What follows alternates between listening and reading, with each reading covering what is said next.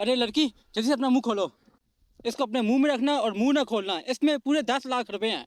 ये लड़की कौन है और इसने ये मुंह क्यों बनाया हुआ है? क्या है इसके मुंह में?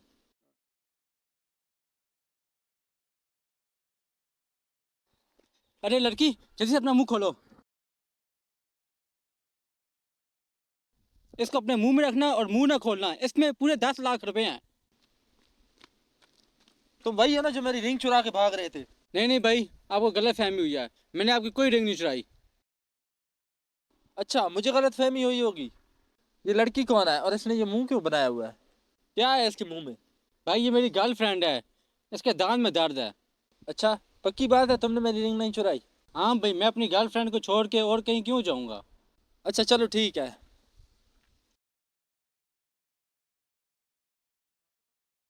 तुम पागल हो क्या? ये क्या किया है तुमने?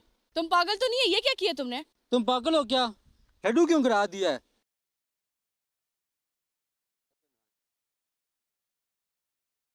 और वो बंदा किस रिंग की बात कर रहा था?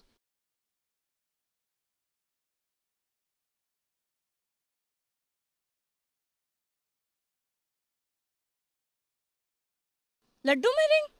तो इसका मतलब वो लड़का ठीक कह रहा था कि तुमने उसकी रिंग चुराई है?